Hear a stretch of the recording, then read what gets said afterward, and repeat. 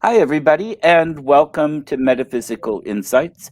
I'm your host, William Becker, and I have a very dear friend with me this evening, live from Inverness in Scotland. For those of you in the US that don't know Scottish cities, Liam Shand. And Liam is with Highland Paranormal. He's got a show also over there he works on with people. I've been part of it a few times. And Liam, welcome. It's great to have you here. Thanks for having me, William. You should say good afternoon, good evening, or whenever, good morning, wherever you're watching from. It's great to That's be right. back again. Yeah, it's 10 o'clock p.m. your time, right? Yeah, just gone 10 p.m. here. Okay. And 2 p.m. my time. Um, I just don't function too much earlier than that. The brain doesn't want to work. Good. Well, how did, well, I don't want to ask that question because we've talked about some of that before, but what are some of the really interesting things you've been up to, or you and your team have been up to, as far as the locations? I mean, the places you have around you, just from a historical standpoint, are incredible. So, Yeah, I mean, I think the oldest one we've probably ever been to is Clava Cairns, which is a Neolithic burial site. It's got three burial chambers, a lot of standing stones. It's quite a big site. It's become quite popular with tourists because of the Outlander thing. So a lot of folk come there now and touch the stones, hoping to get transported back to the 1700s and meet Jamie Fraser or whoever. But it's a really interesting location. Have been out to a lot. I mean, I first visited it when I was a kid, mhm. and that was a long time ago. And last year we went actually out with a good friend from New Zealand, Mark Wallbank, who was over, and he'd done a talk, and we wanted to take him somewhere, and it's only about 6 miles from Inverness. So we went there about 11 o'clock at night. It was a moonlit night, not a full moon, but a moonlit night. First time I'd been there actually on a moonlit night, and the energies were just off the chart. We had lights flashing at one end. We had our K2 meters going off when there's no electrics at that site at all. There is nothing there at all. So we were getting that. Some of the more sensitive people were sensing people around us. Mark himself said he saw somebody walking down one side of the site, and we said, well, we're the only people here. You can't come into the site quietly. There's a gate. The gate makes a racket, and actually, at that time of the year, there's a lot of leaves and stuff on the ground, so you can't even walk around quietly on the site. He also had somebody say hello to him. He went hello, and somebody said hello back to him when he was on his own. So Great. yeah, it was really interesting site, and we believe the site has a guardian, and we're not the sort of first group to go there and think that. And there's evening, Eric. We use dowsing rods a lot. Um, so using the dowsing rods, we do a lot of communicating, especially these old sites. We find they're probably more effective than the modern gadgets, which probably scare spirit. Right. And we have spoken to Guardian. We've been back there a couple of times since, communicating with the same. I communicated with a woman who we actually now believe was murdered because they thought she was a witch, um, at the site. Okay. And unfortunately, we can't find anything in the records to verify that. But I mean, we're talking this is 1700s that she was murdered there. Right. Um, but we've also gone in, and other guys from the team have gone in, not knowing what I've had there and whatnot, and they've picked up on the same kind of things as well. So yeah, it's as I said, it's a fabulous set. We've got lots of old castles that again, you're going back hundreds of years. Um, a lot of in Inverness itself, there's a lot connected to the Jacobite uprising, the 1745 one. Culloden obviously happened. The Battle of Culloden was just outside Inverness, so Inverness took the brunt on the days that followed after the battle. It Right. said the streets run of blood. Jacobite prisoners were kept in churches and any buildings they could find, even in Lorna. And um, there's just a lot of trauma around that time. And there's quite a lot of the ghost stories in Inverness are connected to people seeing what appears to be Jacobites, Klansmen, and it makes perfect sense. So we've got so much history, and I've been doing ghost walks for the last couple of Right. years now again, and a lot of what I talk about in the ghost walks centres around what happened at Culloden and the stories that happened, things that happened in the graveyards and whatnot connected to the battle. Um, we also have, I think I've said before, we've got where my ghost walk starts and finishes is the old, what's called the Old High Church. It was where they did execute Jacobites. The gravestones are there. You can see where the executions took place. But that site dates back to 565 AD when St. Columba converted the Picts, it said, Okay. on that site to Christianity. And actually, just above Inverness, there's a hill, and it's kind of got it's wooded, but it's got a kind of flat shape at the top, and that's actually where King Brood had his Pictish fort. So you've got a Okay. Pictish, the site of a Pictish fort just on the hill above Inverness. So it shows how far back Inverness goes as well. But 565 AD, that's where he was. It's also the first sighting of Nessie, which I think I've mentioned before, when St. Columba banished him to the loch from the river. Yeah, I've got to get there. Now, was St. Columbo the one that's now buried? He was at Lindisfarne and then buried at, um, oh, I've been there. What's the name of that town? It's in England. It's close to the border with Scotland. It's got Durham Cathedral is there, I think, and or is that Saint Cuthbert there? I think that's St. Cuthbert. Yeah, I think that's St. Okay, Cuthbert. If memory serves me right from my time down in Northumberland. okay, I'm not sure actually where St. Columba. He might be in Iona or back in Ireland. I mean, he was Irish, so I'm not sure where he ended up. But certainly that is the site, and there's been a church on that site since 565 AD. Unfortunately, the church is actually closed now, and it's no longer officially a church, but it's an extremely important historic building. So hopefully, it's going to be saved. Hopefully, it's up for sale. There's a local sort of church friends group there trying to buy it, so they're just waiting to hear if they've got it. But the actual tower, though most of the church you see today dates probably from the 1700s, mm, the tower of the church actually dates from the 1400s. You can okay. actually see the difference. So the tower is very old. Do they have any remnants of the earlier buildings that were there too, or even No, that's stone? the original church that was there back in 565 or whenever they built it was wooden, so obviously Right. nothing left. And that's the same. The problem with the Pictish fort as well is obviously it would have been wood, Yeah. constructed of wood. So you can see the shape of it and where it was, but there's nothing. There's nothing left of it. We've got another graveyard in Inverness. It's exactly the same. It's called Chapel Yard, but the chapel's long since gone, and there is nothing left of it at all. There's no remnants of it at all. Friary as well. We've got a smaller graveyard. It had a Friary in it. All that's left is one pillar.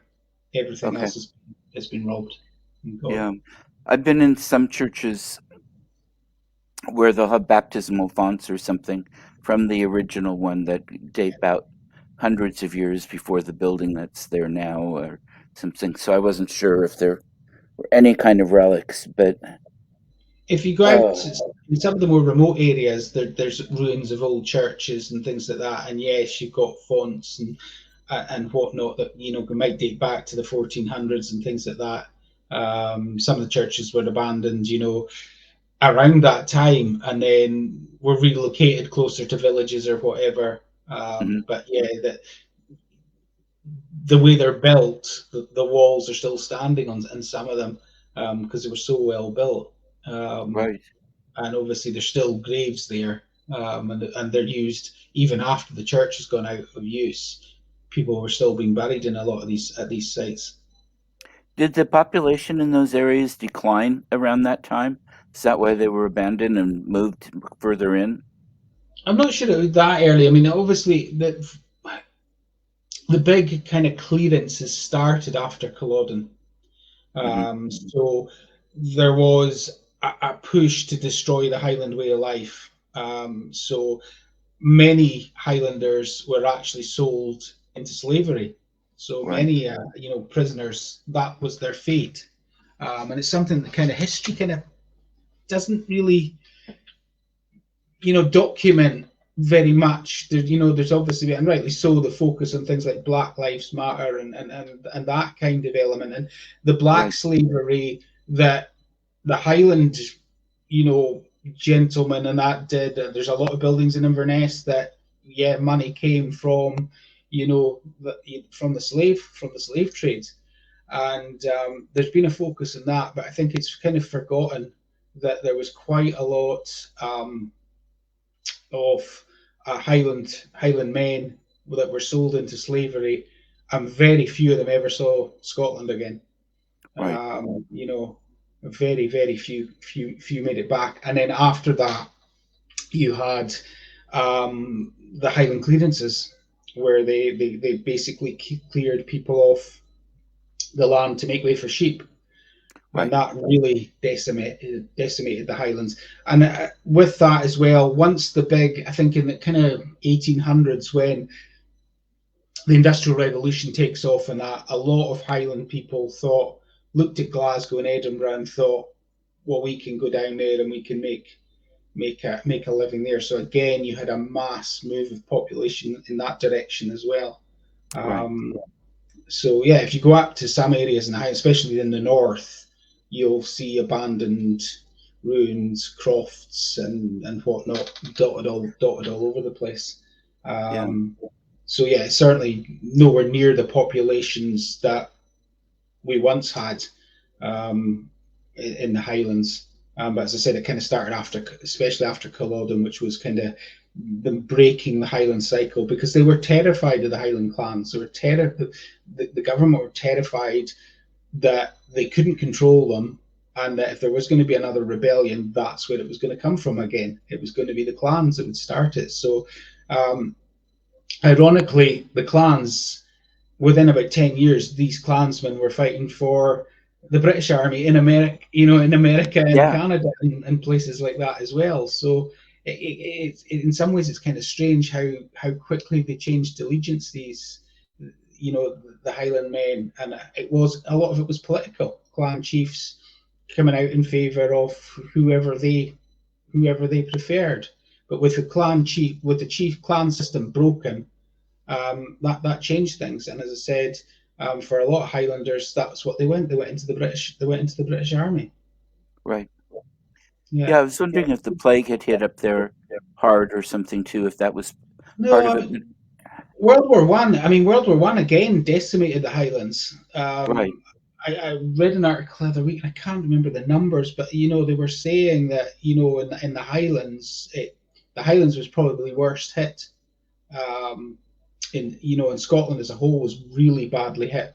A lot of men went off to war, and again, a lot of them didn't come back, and right, especially in these smaller villages and that. And if you drive through the Highlands now, you will find war memorials almost standing in the middle of nowhere in some places, and you can think that's a strange place to have a memorial, but at some point it would have been a much higher populated area. right. No, but I was wondering about the Black Plague, the Black Death, the from 1300s, 1400s, some of those. I honestly don't remember hearing much about a lot of death up in Scotland. And England has whole villages pretty much that were wiped out. Most of mainland Europe has a lot of that, with all the different waves of plague. And I wasn't sure if it really did that up there. Not that I'm kind of aware of. I mean, the Highlands was so inaccessible Hmm. back then. You couldn't, you didn't really venture into the Highlands. It was a wild area. Yeah. And to be honest, folk from the south wouldn't in general come anywhere near the Highlands because you're walking into constantly feuding clans, and I would imagine that if coming out of the area you would be seen and treated quite as a hostile. Um, so I don't think it probably did. I mean, Inverness had a cholera outbreak in the 1800s, Okay. which killed quite a few people. Um, and But I don't. I'm not aware of anything more serious than that ever happening here. I mean, there was obviously a very high mortality rate. I mean, Inverness was for a very long time a very poor, not very clean town. Right. And you did have a high mortality rate. And if you walk around the graveyards, the older graves and that, you'll see basically whole families listed on that they might not have even got to the age of 10. Some are dying 3 4 year old. It's really quite sad, but it just was that was the times. Right.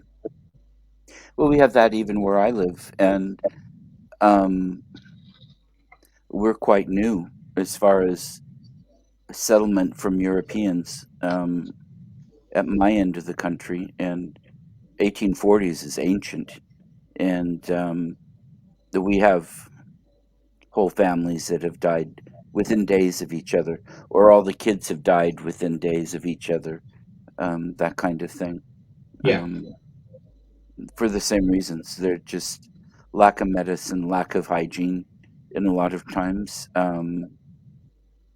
people didn't quite understand how these diseases were spread, and um, we had a lot of oh diphtheria, typhoid, typhus. My grandmother used to call it. Yeah. Um, Waterborne diseases, Mhm. and we said, yeah, the water was the only way you could drink the running water around here was if you turned it into beer, which is very much the history of running water all over the world. And Yeah, yeah. I mean, I've read, people were constantly drunk back then because it was the only safe liquid to drink. I mean, I suppose in Inverness, not the River Ness that flows right through the middle of Inverness, um, was a source of, in theory, clean water. Um, I don't know what kind of state it was, what was back in the day, but I'm quite sure Inverness had its fair share of that kind of diseases as well, going mhm, through it. And as I said, it wasn't. I say when I do my walk around, Robbie Burns, obviously the famous Scottish poet, he came to Inverness and he thought it was basically a yeah. He wasn't very polite about what he thought about Inverness. And he's not the only one who came back in those kind of days and said that, yeah, it's a bit of a dump. yeah. um, and they were kind of behind the times, for a very long time. Um, but at the same point in time, we got there eventually. Um, so it's When and did that area actually start opening up more easily to the rest of the world? Because, I mean, you have a point. It wasn't easy to get there. Aside from the warring clans, um, navigable waterways and such can be limited. Roads non-existent.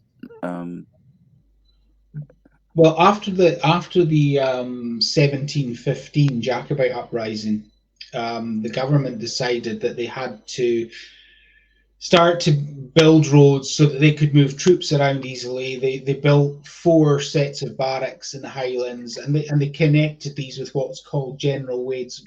General Wade was the gentleman who built the roads. So Wade's roads, the roots of Wade's roads, and some of Wade's roads are still there till this day.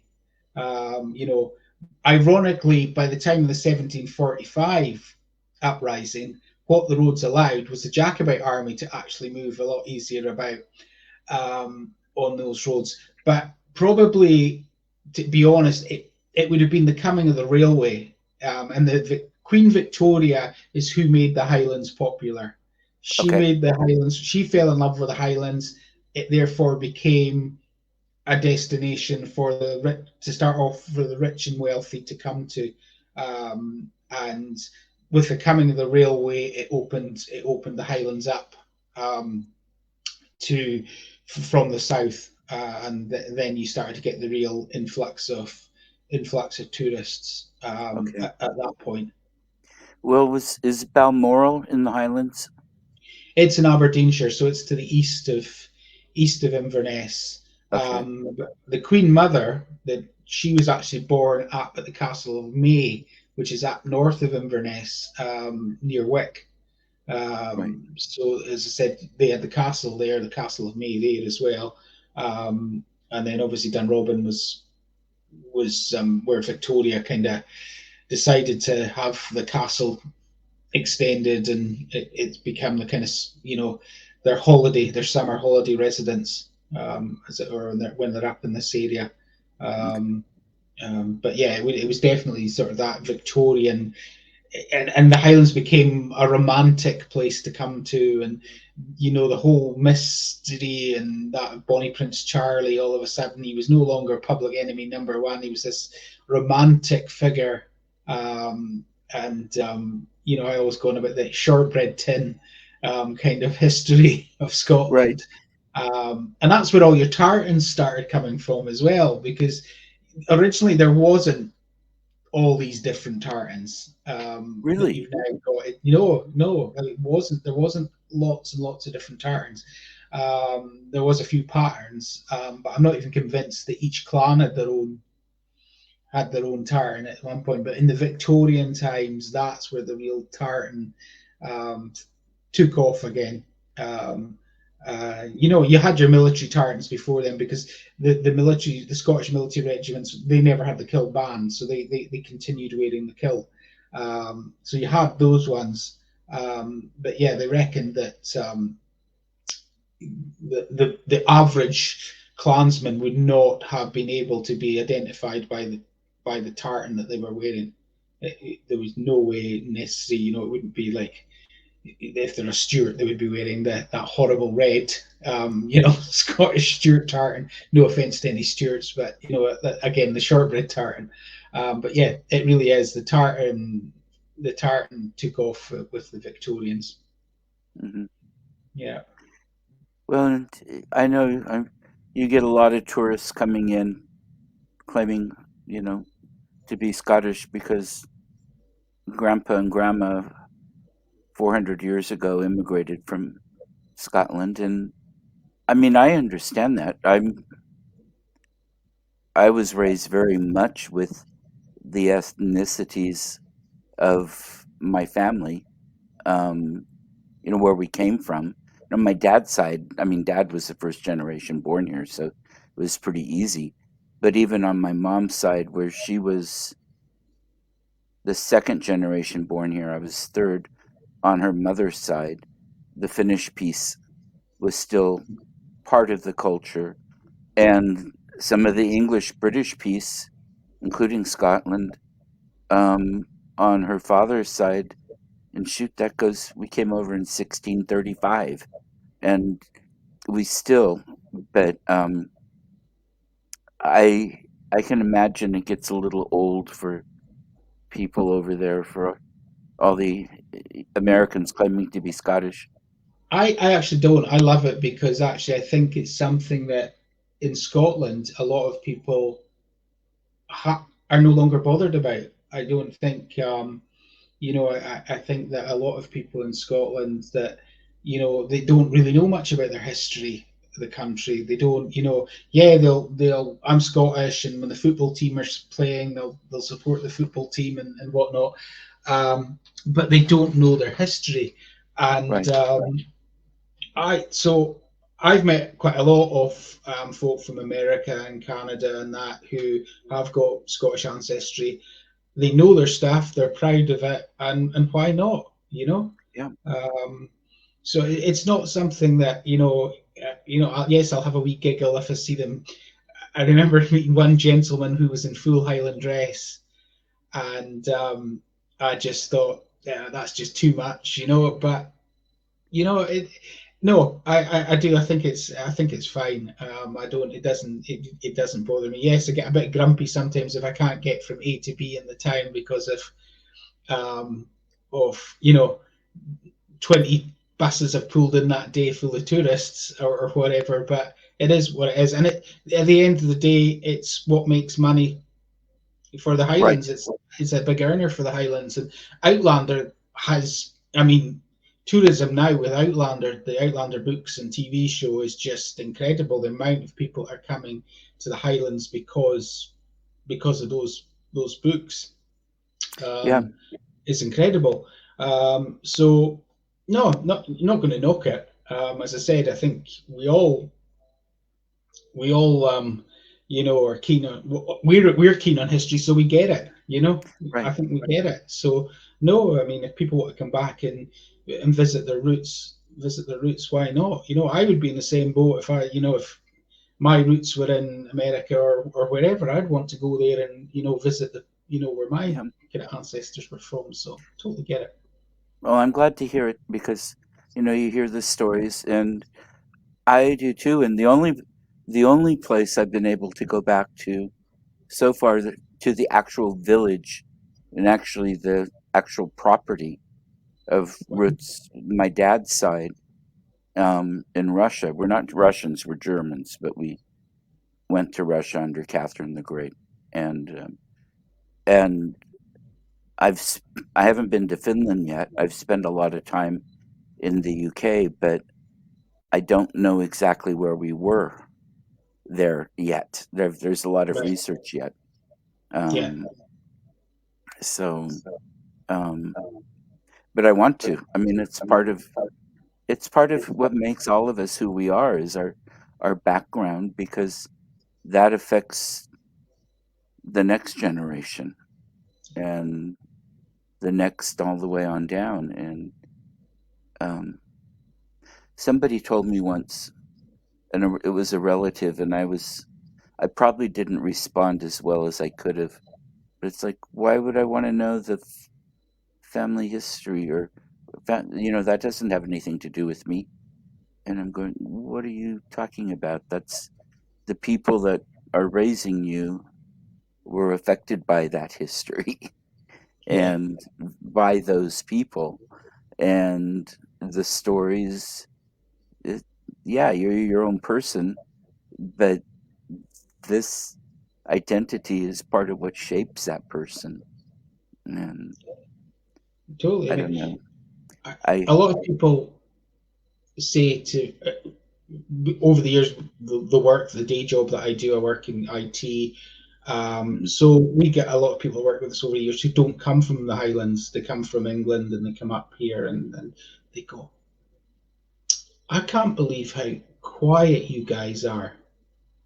You don't really talk very loud. You don't really get in people's faces or anything like that. And I just turn around to them and say, well, do you think what happened at Culloden and after Culloden to the Highland people?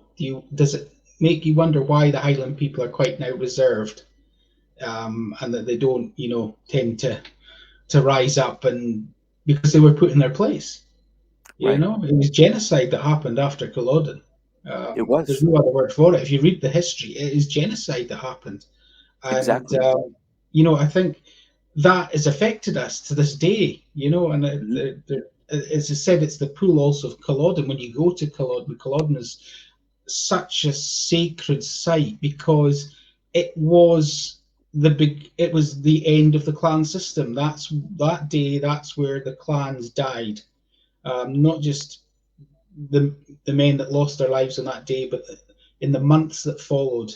Um, you know what went on through the Highlands after that was horrific.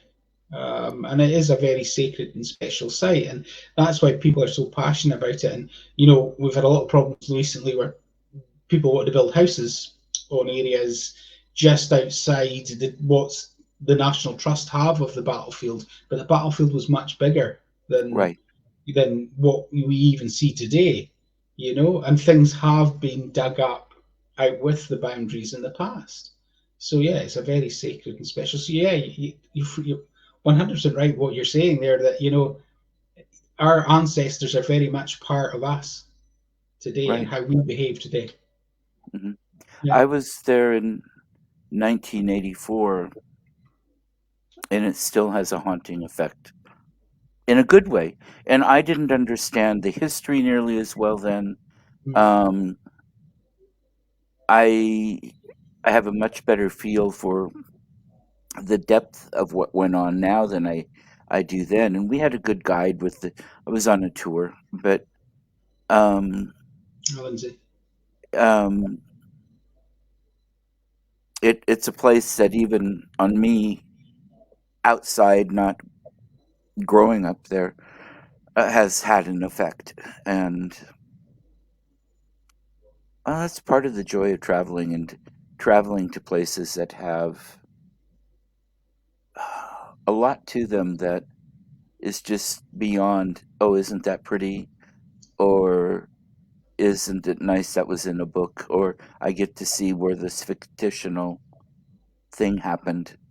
Um, and I like to connect with what is really there as much as I can. Yeah, it's one of these sites. It's got its own energy. It's and I can't even put my finger on it. It's Hmm. you know, I don't know whether or not. I mean, I've been fascinated by Culloden and that since I was a child and Robert Louis Stevenson's Kidnapped. That Okay. that's what drew me to the Jacobites and that you know, and back then it was yeah the fiction, the romance, you know, and all that. But then when you get kind of you start reading the actual history. And we're still learning about Culloden and whatnot. You know, even this year there was a new discovery that they found part of a wall that's on the map, but they thought the wall's been gone. They thought it was completely lost. And they found a fragment of this wall apparently, which now goes, oh, the battlefield's even bigger than we thought it was.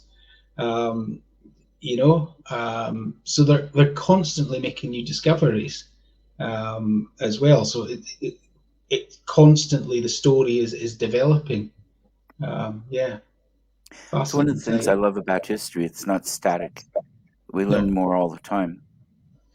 And even about place. Well, shoot, we learn all the time about places weren't sure were even a place, a myth that they had even existed, um, or hadn't heard of at all, and then all of a sudden they get discovered. I mean, you get a new Troy type of a place every once in a while, yeah, and or find another layer that goes back another 5,000 years at least, and then I get it very antsy and impatient because I'm not there. yeah. Oh, there's new discoveries all the time, and that, as you say, that's what makes it so amazing. And you know, there's even in the Highlands and that there's archaeological digs every year, various sites, and Hmm. new discoveries all the time. Well, I want to ask a little bit too. It's not quite changing subject, but slightly modifying. Um, when you're at the Mesolithic, Neolithic sites, because actually you have quite a few Mesolithic ones too, if I remember correctly. Um, what are you picking up of the people? I know these places have been used and reused and ignored and forgotten about, and I mean just the whole gamut of experience for forever. But what do you personally pick up of the truly ancient ones, the people who put this together, the people who built these, and the spirituality, the metaphysical aspect of the places? You might not see the ghost of a Bronze Age or a Neolithic stonemason, but you might, but the feel of it anyway. Yeah, I mean, because you know the history of it, you kind of go in with this. You do go in with a kind of, well, we're dealing with the ancient ones here. And how do you communicate with the ancient ones? As you know, I'm not a medium or that. I'm relying on, my gadgets and whatnot. And yeah, the dowsing rods, as I said, we've had a lot of success with. As I said, what the character that, as I said earlier, that keeps coming up at Clava is the Guardian, Hmm. who does seem to be able to communicate with us through the rods.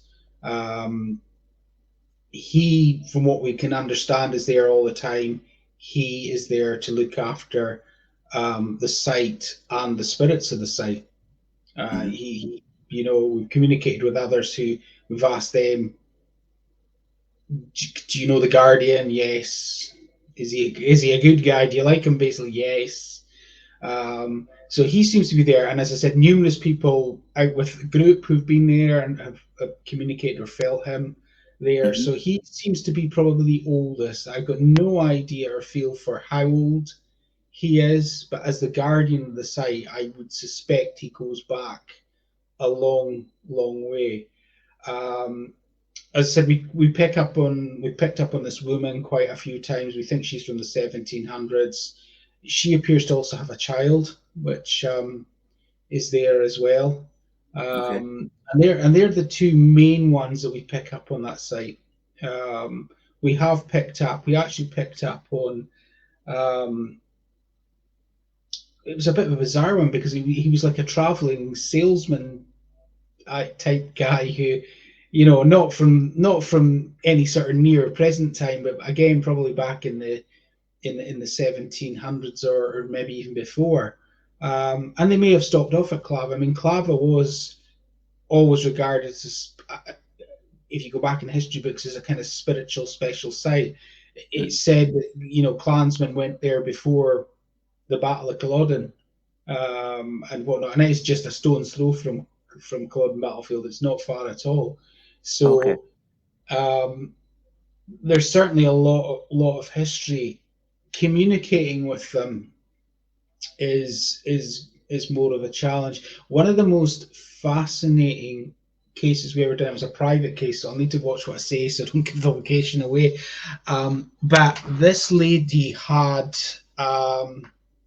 the remains of, um, I believe it was a Neolithic church or a church on a Neolithic kind of site at the bottom of her garden. Hmm.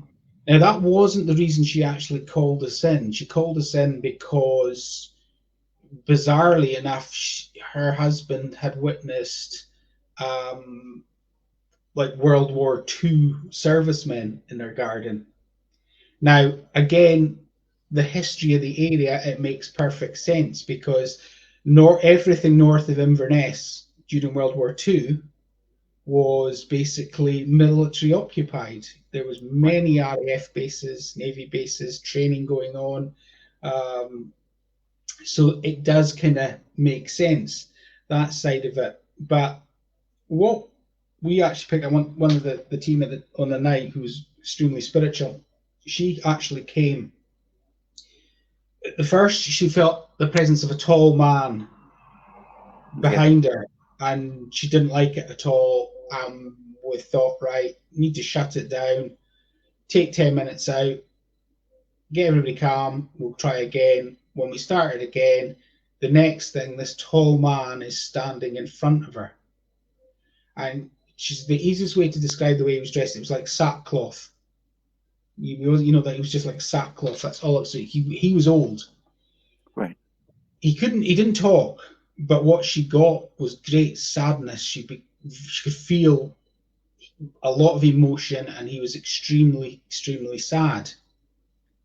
Um, Roll on a couple of years, we were doing an open meet in Inverness, and a lady came along who was an archaeologist, and we were talking about this site, and she says, "Oh, that's such and such site. I dug the graveyard there." And Oh. she then turned around and says, "Did you meet the tall man?" Yeah, yeah.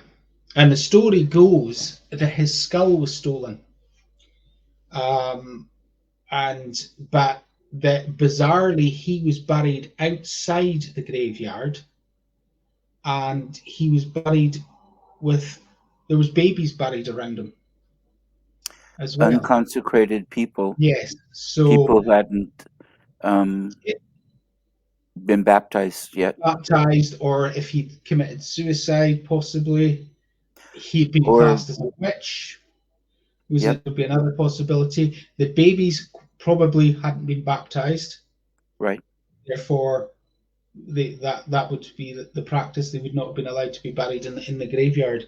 Hmm. But yeah, that one gives me goosebumps every time because it's like when you go to basically a complete stranger without any prompting at all, and they tell you what you've seen.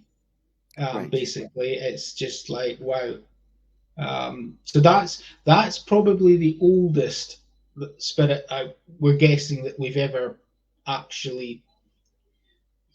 Well, we haven't seen it, but that one person did see this gentleman, Okay. um, and yeah. Um, but we've debated a lot. How do we communicate with them? How does that work? Um, we put a post out a couple of weeks ago with regards to spirit communication.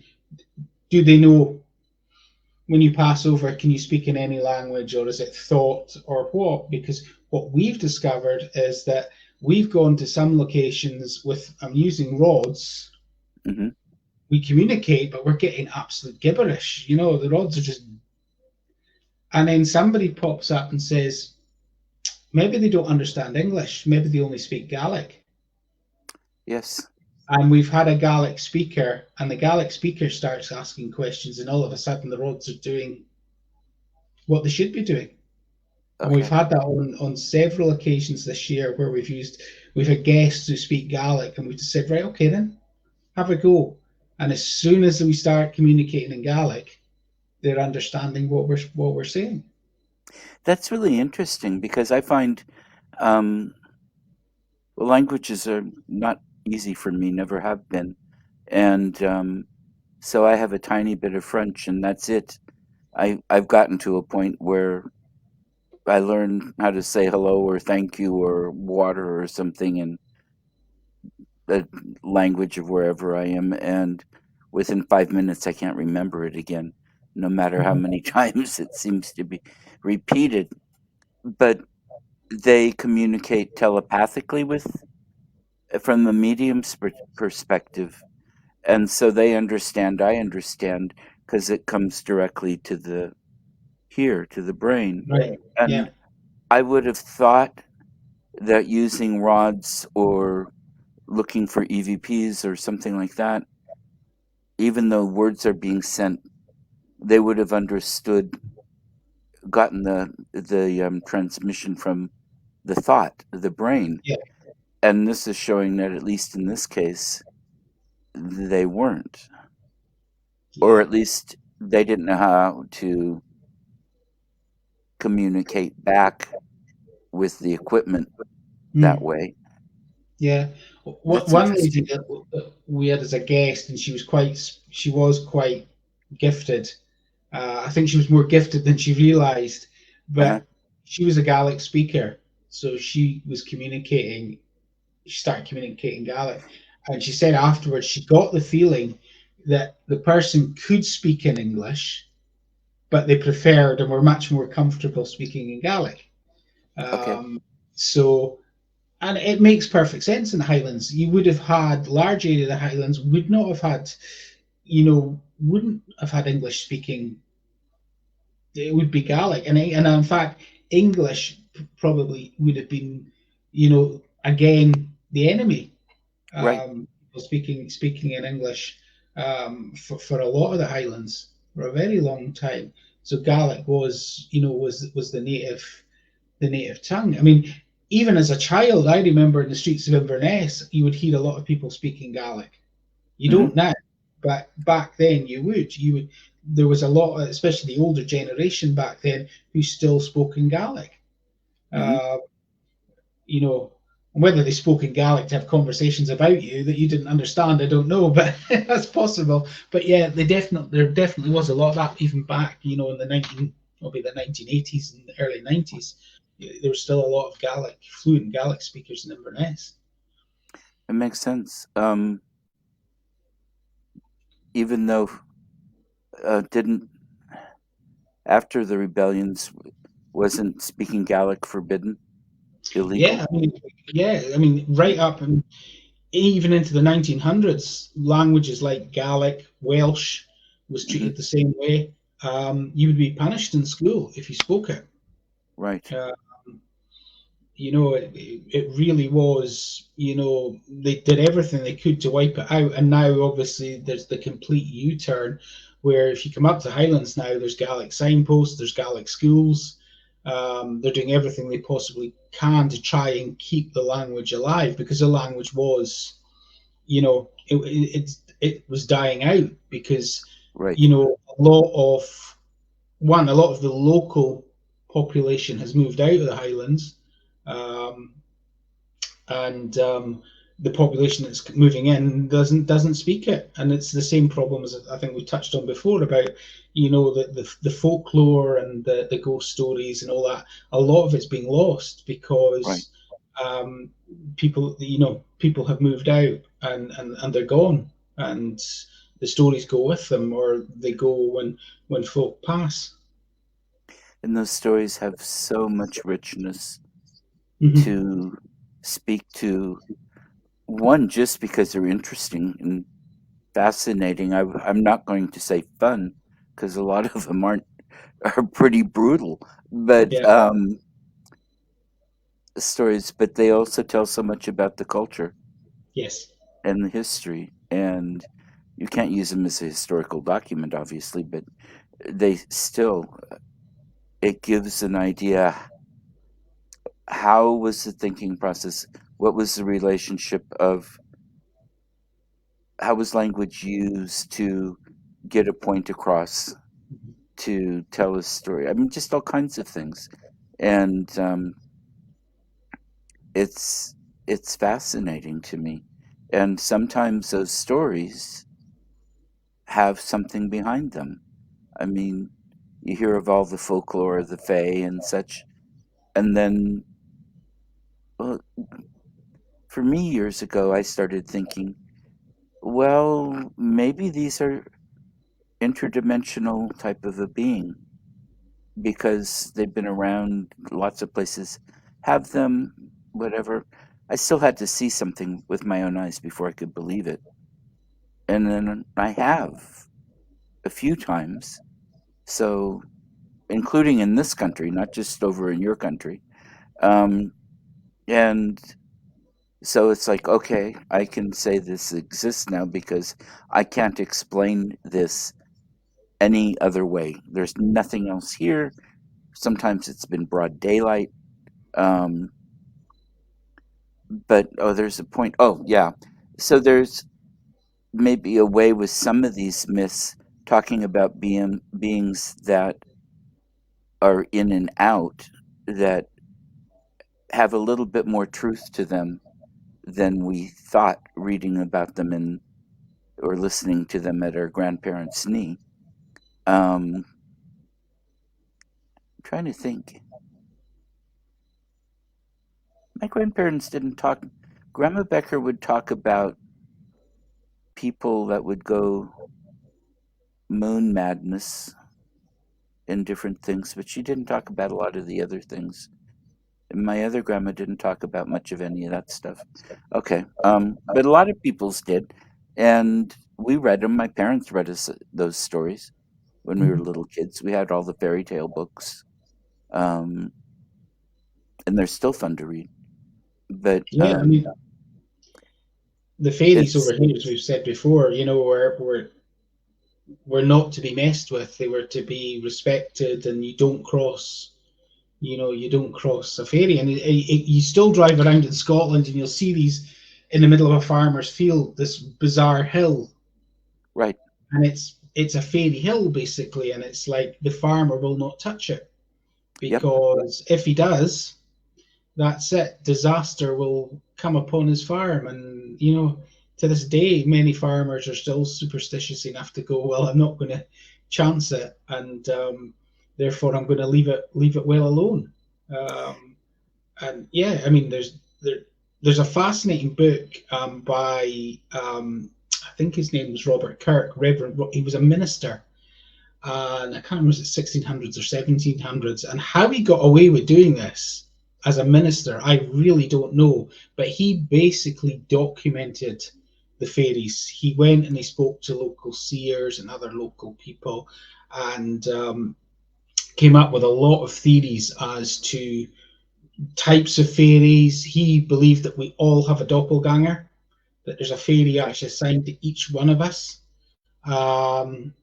in life.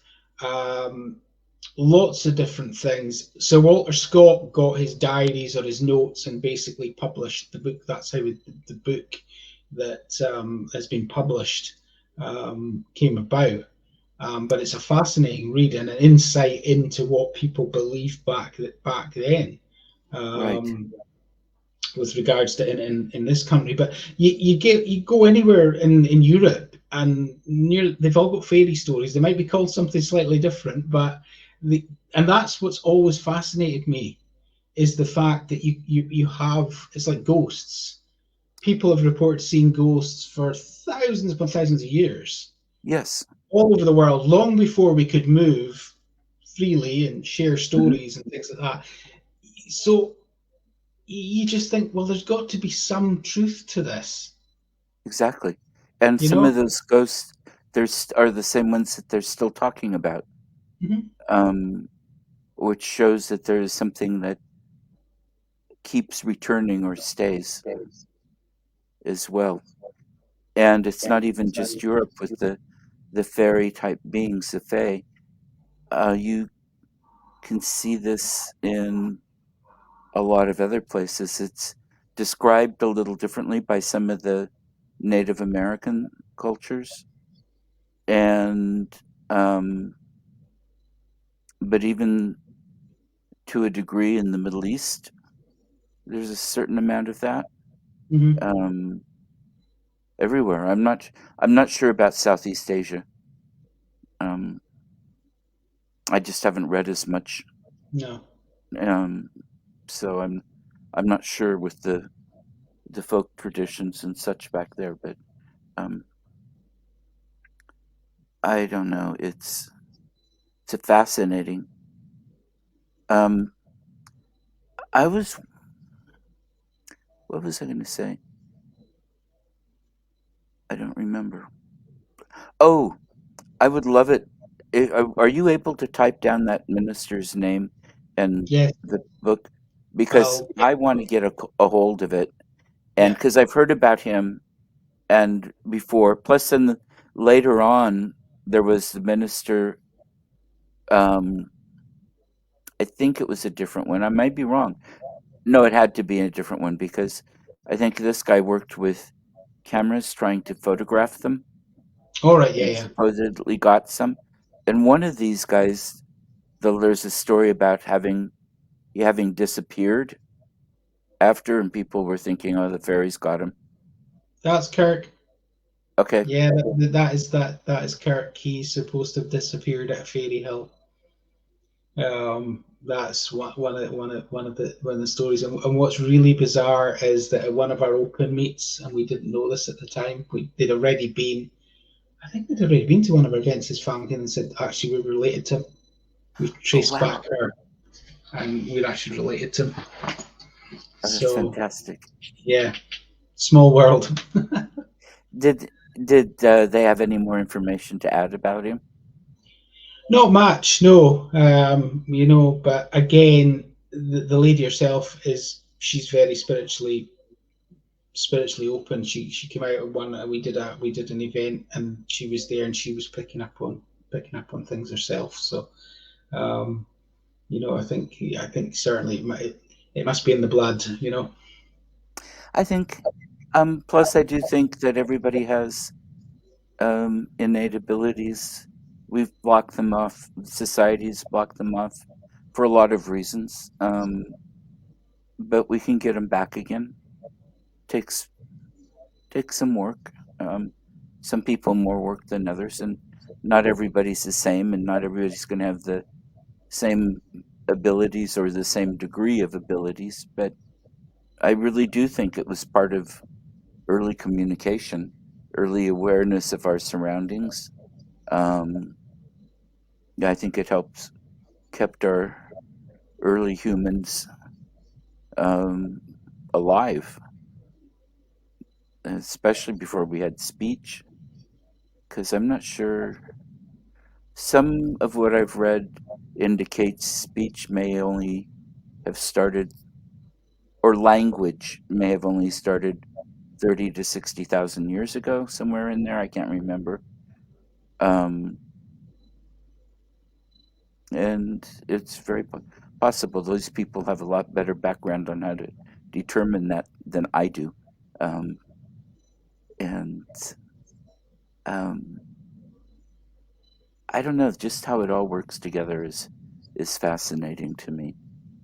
Yeah, Um, we always comment when we go to places like Glava Cairns, what did they know that we don't know now? Because we obviously know that these chambers and that they're aligned to certain dates, the solstice or whatever.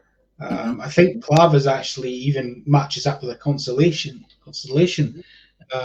as well.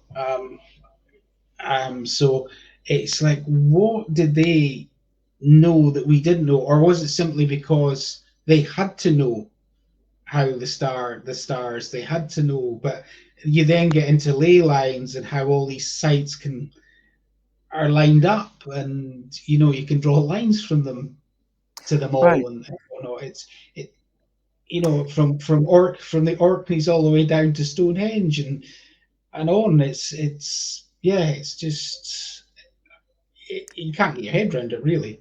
But No. they certainly knew things that are long since been lost, and we can see that all over the world. Oh, absolutely. Sites all over the world with the Incas, with the Egyptians, all Hmm. sorts that things that they knew that were clearly lost. Right. Um, They had to be much more in tune with um, astronomy and the cycles of the weather.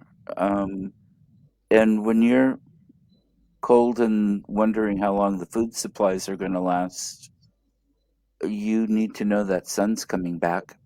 When you have no concept of the science behind it and it's all controlled by spiritual forces, mhm. um, there's a real huge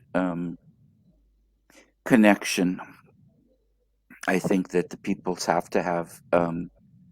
And I mean, it's like the old farmers now, even that can tell you, okay, this year we need to put this kind of potato in or this kind of rice. It's one of the problems we're having with agriculture a lot of times is because now instead of 500 varieties of rice in India, there are two or, something like that. I can't remember which countries are which, but the point is so many places used to have a variety that they would plant depending on what the year was going to be like. Yeah. And these old seasoned people could tell. They could tell by the feel, by the look of the sky. They weren't always right, but they were right more often than they weren't. Mhm. And the old farmer's almanac could be another version of that, but a way of knowing how they're going to survive. And it doesn't have anything to do with flying saucers and ET. And I'm sorry, we knew how to build the pyramids. We didn't need anyone flying in to help us. And they knew how to, we didn't need help building Kava or any of these other places. So that's just one of my pet peeves. But No, I do um, agree. Yeah, I do have a chuckle when the old alien cards brought out.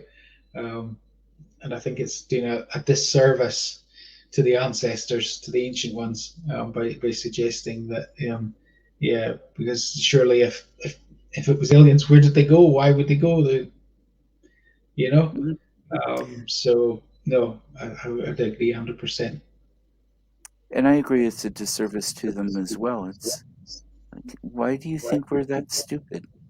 Or were then? I mean, we had a couple 100,000 years to put it together enough to build these things. Um, Homo sapiens.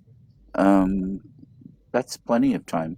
And once we started cooking food, then our brain and our ability to think, create, know, increase so drastically because of the amount of the nutrition that we could absorb and the amount of the protein and everything else that you couldn't from the raw foods. Um, no, it's all there. History tells us how it's all done. Archaeology tells us. So I just sorry, this is just on my mind because I had a conversation with a friend of mine in England yesterday about this topic, and he still believes the aliens had to have helped build the pyramids. Right. So I've been there; he hasn't. No, But no anyway, crash spaceships. yeah, he's a great guy and a really good friend, and somebody I always spend a few days with, getting a chance to see when I'm down there. But there's so much, and a lot of it is just like you were saying. It's a little indignation on my part that the ancestors are being treated that badly because they were incredible. They knew things.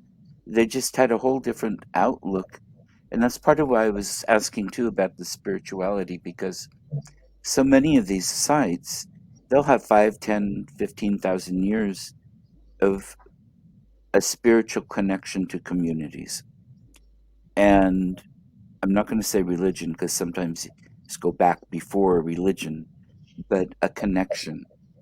And when you look at the ritual, at least for me, when I go there as a medium, and I look at the ritual from all these different places, all the way up through Christianity, um, most of the time it's compatible, it's in sync with each other, and they all go to the same place. Mhm. And you don't need them to go there. So I don't know, it's an interesting process to me, and that's part of what I like to explore and study when I travel.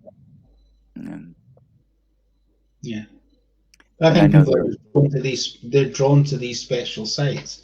As we said, I was saying about Clava, is the fact that we know that the local clans, would gather there. They would probably have sharpened their weapons there, and asked, for blessings there, before going into battle.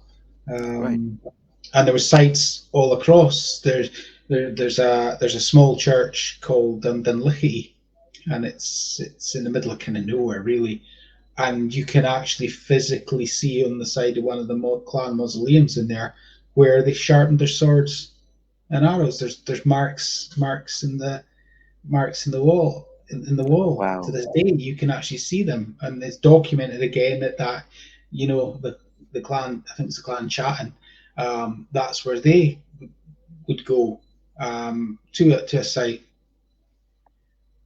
Yeah, Lindsay was there that night with Mark. So Lindsay's in our Yeah. group. Right. So Lindsay was there that night, and it was just crazy, that night there. Um, I do have a wonderful story about Dunlicky that I love to share, which I read when I was researching it. Um, Okay. one Sunday, there were some youths who were outside in the graveyard playing with bow and arrow. So the minister came out of the church before the service in an absolute rage because you shouldn't be doing any sport on the Sabbath. You should be going into the church. He took the bow and arrow, from the teenagers, decided to shoot the arrow through the leg of one of the teenagers, and then made the teenager sit through his sermon in the church with the arrow through his leg, if the story's correct. I really hope it is, because I just thought that's absolutely savage, but it's absolutely brilliant at the same And time. I could really see that happening. Yeah, yeah. But yeah, but that site again, it's got the story of the demon dog. It's got a dog, a black, large beast with red eyes, chasing somebody up to the graveyard. As soon as it tries to enter the graveyard, it turns to dust. Mhm. Um, but we've never come across the dog on our visits there. Well, that's because they all turned to dust. Maybe, Yeah, there maybe, aren't any yeah, around. Oh, that's fascinating. I love it. yeah. What kind of mm, what are some of the old magics, rituals, traditions that are still carried out there, either pre-Christian or um, later when you're maybe dealing with wise women, a lot of what people would call magic, witchcraft, but connected to the old more than just the new, but if it's new, connected to the older traditions. Um, There's yeah. there, to be perfect publicly. There's not a lot anymore. Mhm. The Highlands was an extremely religious area, um, so very superstitious area. But even into the early 1900s, people feared witchcraft. Right, They were still selling charms against witchcraft. There were still stories of supposed witches turning children's faces, making them go all strange and things like that. I read a story about on a local ferry boat where this old woman turned around to this young pretty girl and says, "Oh, don't you look pretty?" And at that point, the girl's face on one side dropped. Now, you look at that logically and you say she's probably had a stroke right. or something similar. And the girl did recover within a year; she was fine again. But Mhm. locally, it was seen as witchcraft.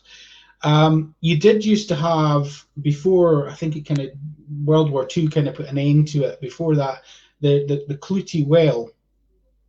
So the Clootie Well was originally goes way past Christianity, but again, Christianity kind of took it on, but it goes back to pagan times at Okay, least. And the Clootie Well was basically where you would take a clute, which is a piece of clothing, a piece of fabric from a member of the family who's maybe ill, or maybe it's you that's ill, and you go to the well, you make your offering, you dip the water in the well, and you tie it on a tree, okay. and it's a healing well. That was the idea of it. And on the 1st of May every year, there used to be busloads of people go from Inverness to the Clootie Well at Culloden. So at Culloden Oh, Woods, there's a Clootie Well there, but that kind of tradition died out there then. Um, Obviously, Wicca and witchcraft and whatnot has kind of grown in popularity again, and there is private right. circles and whatnot that are done. I've been lucky to attend some and take part in them, and they are, yeah, they're amazing. They're not what people would think at all. Right, They're all about positive energy, about nature and harnessing the earth's powers, cleaning out the negativity. Um, so yeah, absolutely. I always say to people, if you ever get the opportunity to go to one, go to it, because you come away from it feeling 10 million times better. Um, and I've been lucky enough to go to them. Sometimes people will have their own private ones. So we've actually been at Clava Cairns when there's been maybe two women sitting in a circle for the whole evening, maybe with music or chanting or doing their own thing. I mean, Mhm. and you've got things like, and I'm not sure when it started, but you've got things like in Shetland, like Apelia, where they take every year they burn a Viking boat. So they take a boat through the streets and then they burn it, and they're all Okay. dressed in Viking gear.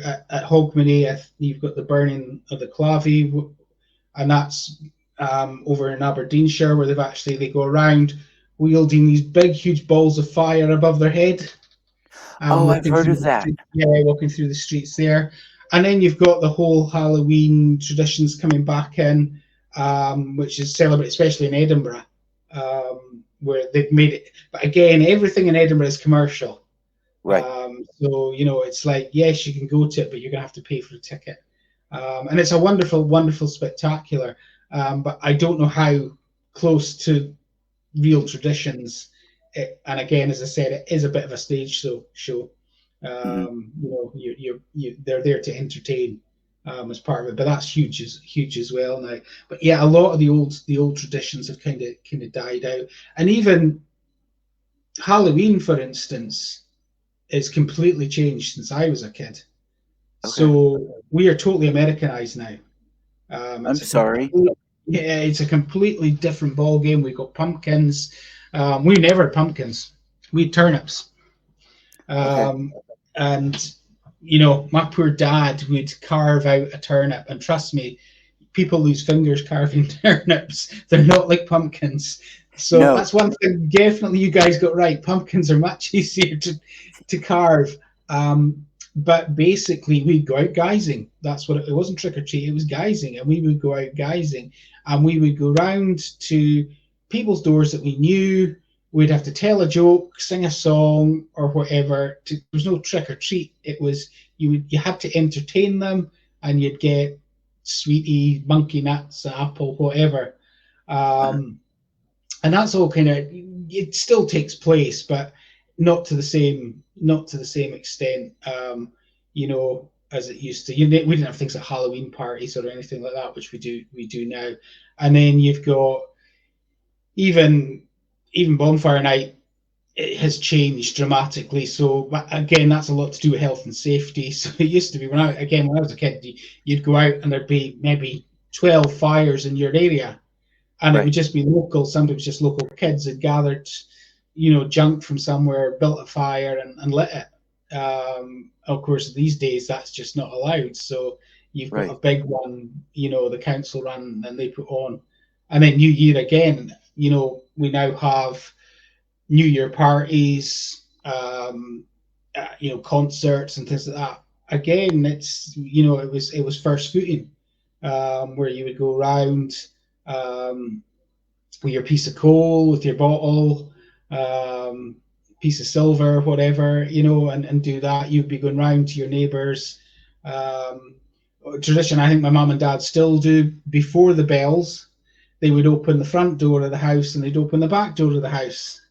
And it was basically the old year goes out the back door, the new year comes in the front door, Right. and those kind of traditions, and a lot of that's kind of died out, which is a real shame. It may still take place more in the smaller villages and that, to be fair, but certainly in well, Inverness is a city now, so Inverness, those kind of traditions just not really held the way that they used to. And I remember you'd go out and you wouldn't be home till 6, 7 in the morning. You'd be around people's houses and you wouldn't get home till 6 or 7 in the morning if you were Wow. lucky. And Uh-huh. all the pubs would shut. So all the pubs would actually shut about 9, 10 o'clock at night. So you Right. had to go home because there was no pubs open, but now the pubs are all open as well. So it's Yeah. all changed. It's all commercial. It's all money. Unfortunately, that's what's kind of ruined a lot of the traditions here. Is just simply commercial. Right. And you've got the big supermarkets here who clearly have bought into, or some of them like Asda. It was, I don't know if it still is, but was American. I think it was owned by Walmart at one point. So there is that pushing of the kind of American, culture, and that's what you see on TV as well now. It's the American culture. So um, unfortunately, a lot of stuff has died out. But Yeah. I'll get off my soapbox now because Yeah. it's something that annoys me slightly. I love it. And it's so, I mean, when I was there in 84, it was Bonfire Night, the guy. That was the Yeah, big draw. Halloween was like, what? No, we don't do Halloween. Um, and that's not that long ago, yeah. 39 years ago, Halloween was, something. Halloween was definitely all about the kids. That was it. You know, it was all about kids dressing up and going out. Um, I remember I did go out one year. I kind of Americanized it, went out as the Incredible Hulk. But the other thing was, you didn't go out and buy a costume. You got the mask. You buy this plastic mask, but the Hmm. rest of the costume would be whatever your mum and dad or whatever could rig up for you. Right, So you would go out, you would go out, you dress that way. So again, it was more organic and it was more kind of very traditional. It wasn't commercialized at all. As such, you'd be going out dressed as whatever you could. So I think that year I went out and I had green on underneath and then ripped clothes on top of the green clothes and to make me look like the Hulk. So right. yeah, Yeah, I mean, when I was a kid, it was always, well, shoot, even a lot of times we wouldn't even get masks.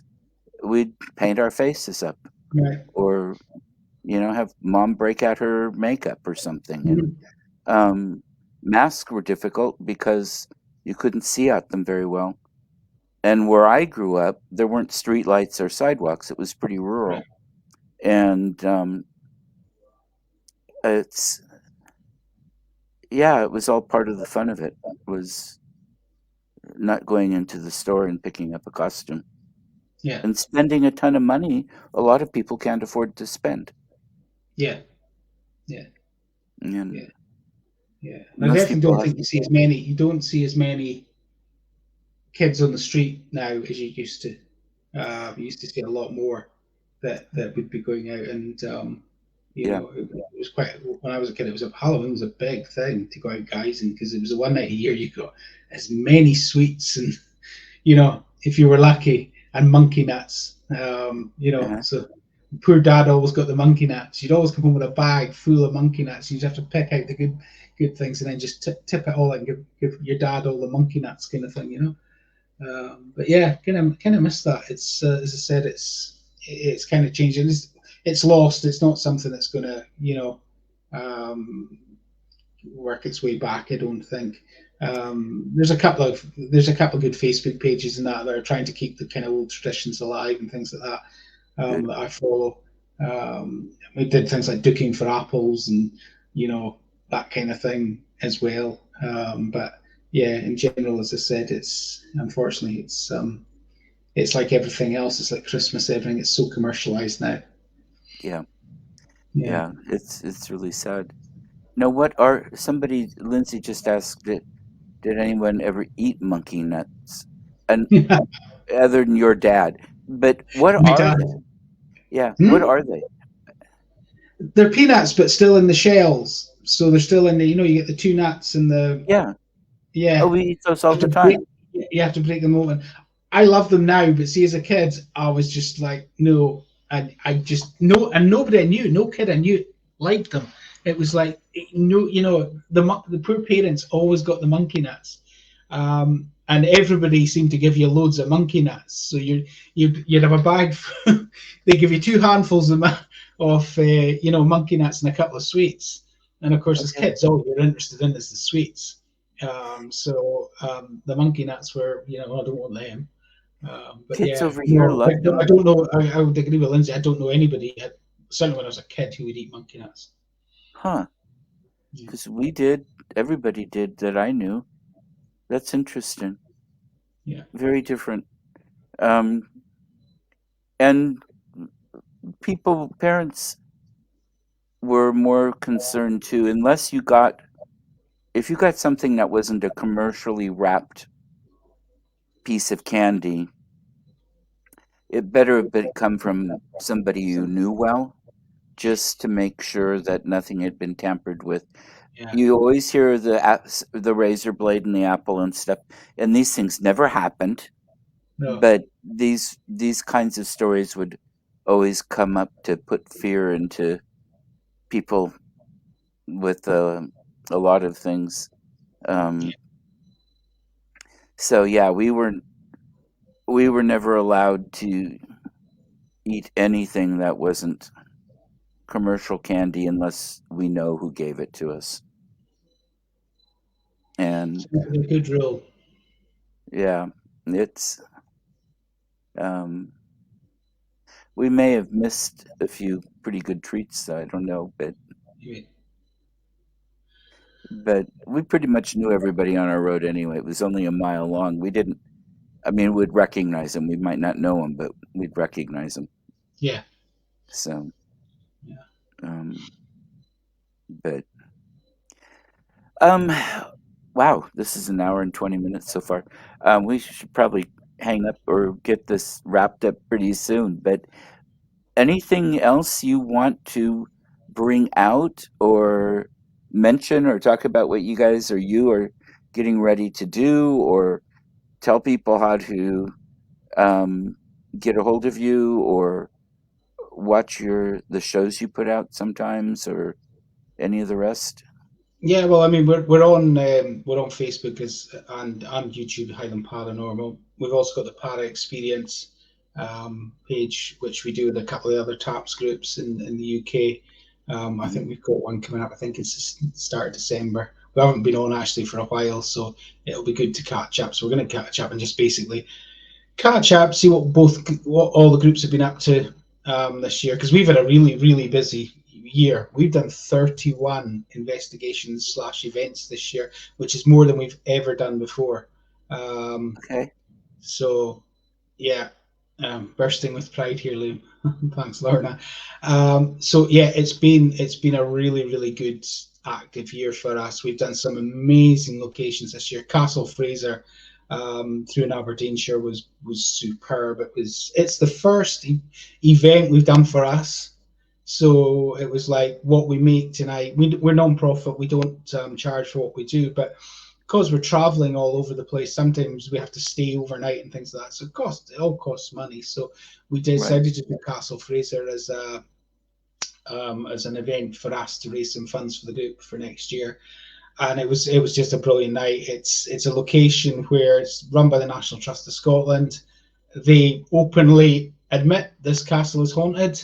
The staff were superb. They were used to paranormal teams coming in, so they knew how paranormal teams worked.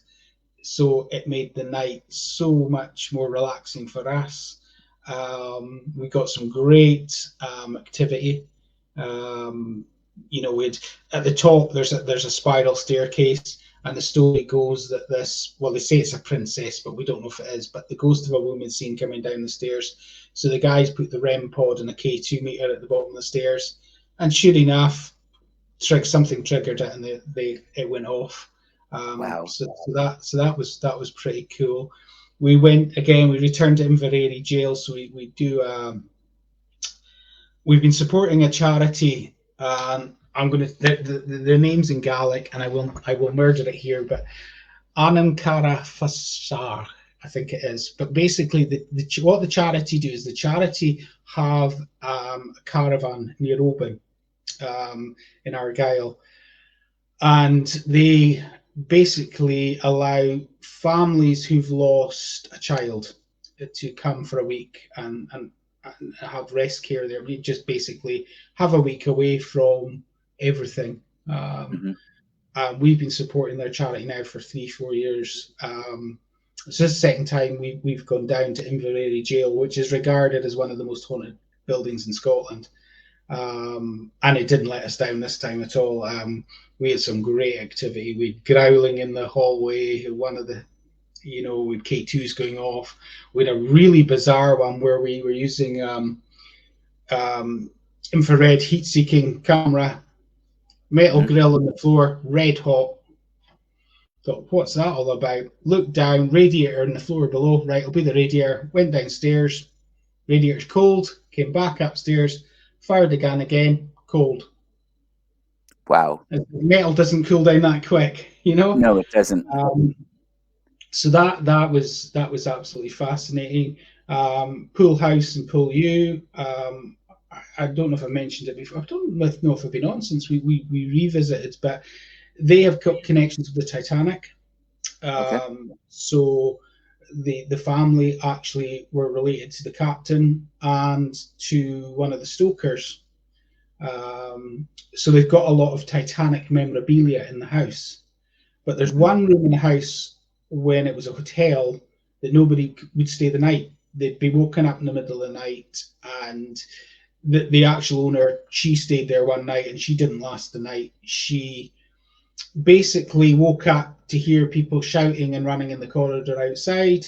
She got up, opened the door, nobody there, silence, went back to bed.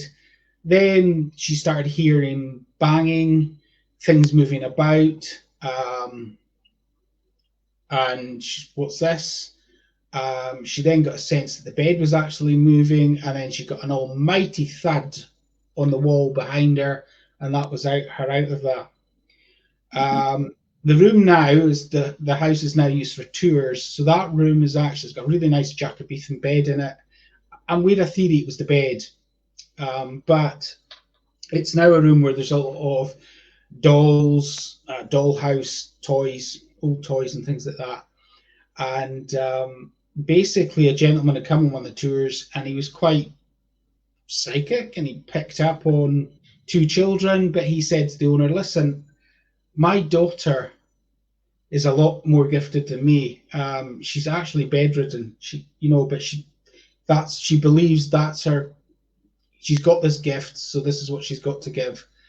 Could I take a couple of photos of this room and send them to her?" Yeah, sure. So she did that, and they said the daughter's come back, and the daughter basically explained without knowing what was going on. So he said, Wow. "Yeah, you'll hear people running in the corridor, you'll hear furniture moving about, you'll feel like the bed's moving, and then you'll stuff banging about." She says, "You've actually what you've done is because you've got this memorabilia in the house, you've drawn in child's and all the toys, you've drawn in child spirits from the Titanic," is the theory. Oh, And what people are getting when they're waking up in the middle of the night is actually what happened the night the boat went down. So it's okay. revisiting that. So it's visit the panic in the corridor, the furniture starting to move about Hmm. and whatnot. Um, and it was absolutely fascinating. And when we were there last time, we did a ghost box session in there. And one of the guests already felt that she was getting cold spots below the knee, which would suggest child to us.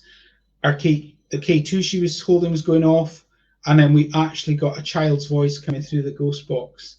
They Wow. also had one of the dolls in that room previously was found on the floor away from the bed with its boots pulled off. We did ask with the rods, was that you? And they said yes. Um, so Fantastic. so yeah, it's been a really good year for us. We expanded the size of the team as well, so we've had a few changes in the team, but really good guys I'm working with. Really enjoying it, and looking forward to next year. We're starting to plan for next year. There's a few interesting ones coming along. We were talking the other night, maybe doing a road trip to Edinburgh and actually going away for a long weekend, doing as many different locations, trying to investigate with other teams as well. So yeah, plenty to go on. We're trying to take a little break just now from the sort of public stuff. Okay. One, the weather in the Highlands is not great over Right. this time of the year, so you don't want to really be doing too much traveling. There's already snow on the hills, so it's like yeah, you don't want to be traveling if you don't need to travel. So we kind of said, right, we'll take a break, but we've now committed to doing an event in February, so we'll be back at it in February if we don't get snowed in.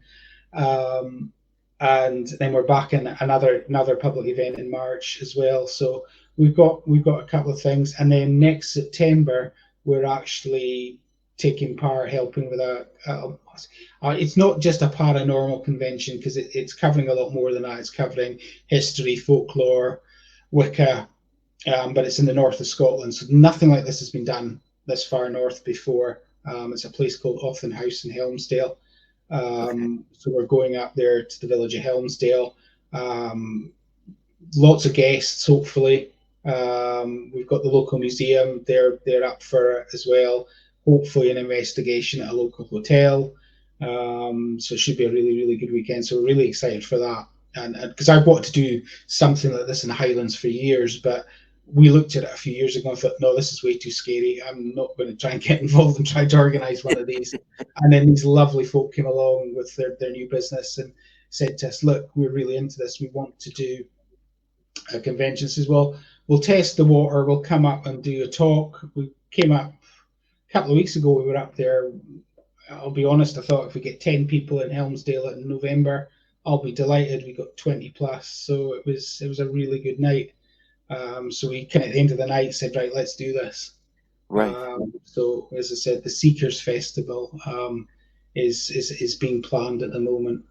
So really looking forward to that next year as well. So plenty to go on. But yeah, you can follow us as I said on Highland Paranormal on Facebook, or highlandparanormal.org is our website.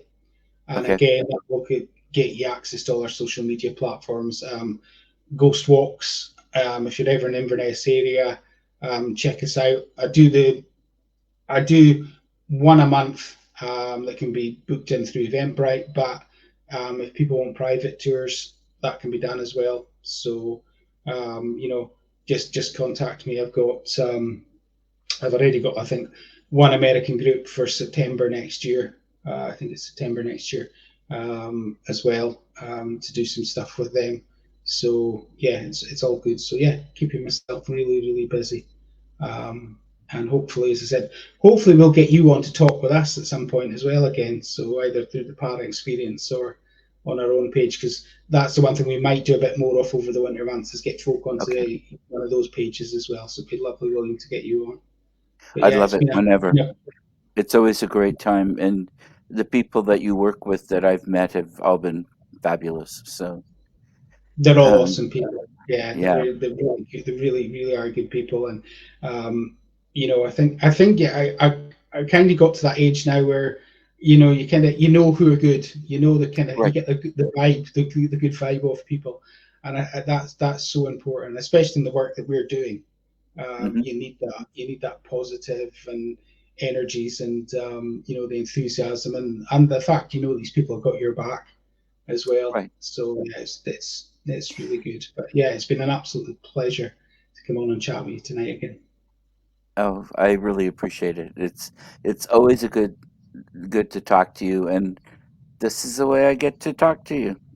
So schedules are busy and 8-hour time differences. It's not always easy to just catch up. So this is great, and I'm still hoping to get over there again.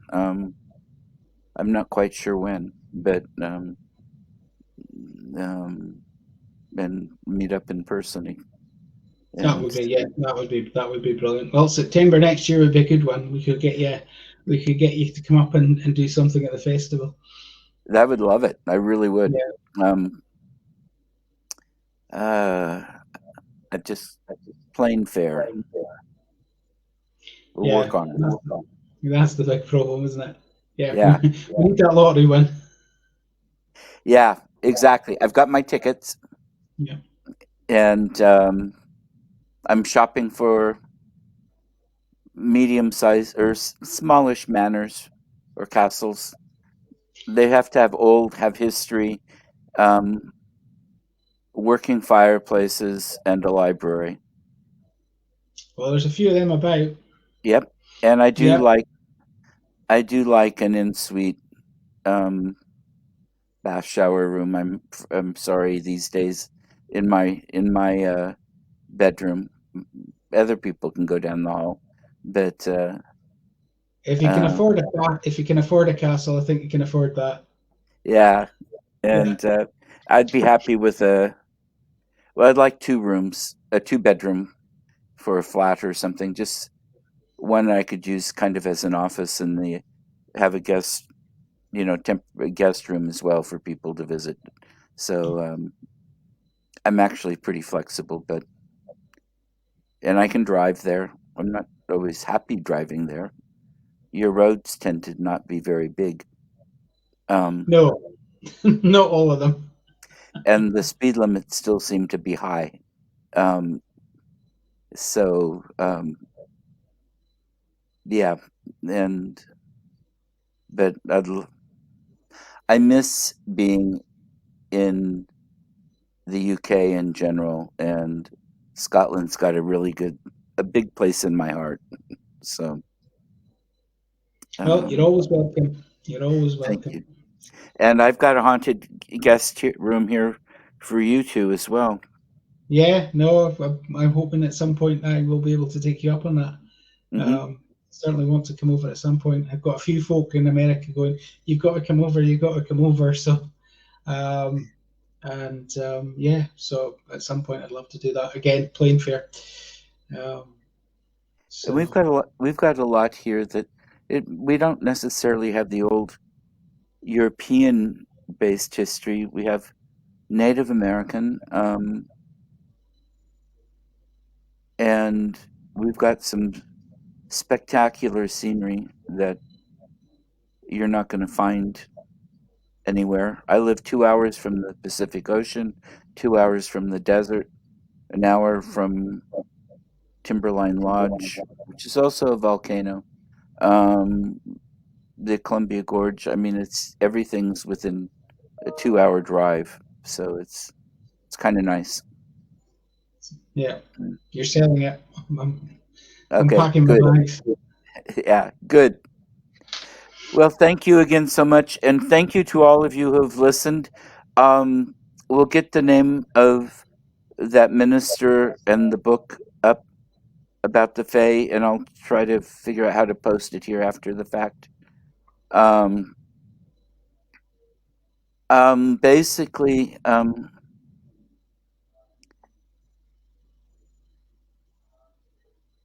Lorna, the whole area I live in, it used to be a major hunting, fishing ground where we'd get tribes from hundreds of miles away during the seasons to do fishing, hunting, gathering, and the whole bit. We've got the second largest waterfall in the United States by volume here, and 2 miles away from me. So there was a lot of fishing and such. So I don't know much about what sacred sites and such there would be, but there were lots of villages around, and most of those were pretty much gone by the time the settlers came because the diseases came out faster. They came out with the fur traders, they came out with the natives trading with each other across the country.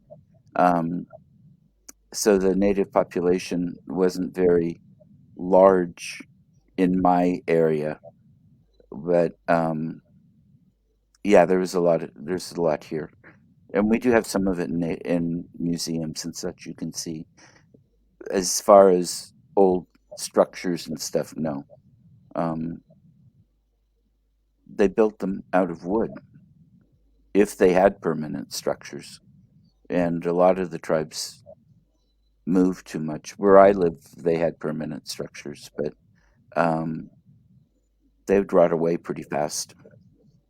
It's wet here, so excellent. Feel free to send me other questions. Actually, if you've got more questions about this, get a hold of me through Messenger because I get so much on Facebook. I don't always see it. So just send me a messenger text and I'll get back to you as soon as I can, but at least I'll see it. So that's a good way to go. Anyway, Liam, thank you so much. And I will have you back on again soon. And have have wonderful holidays if I don't talk to you beforehand. It's coming up. It's coming up. Yep.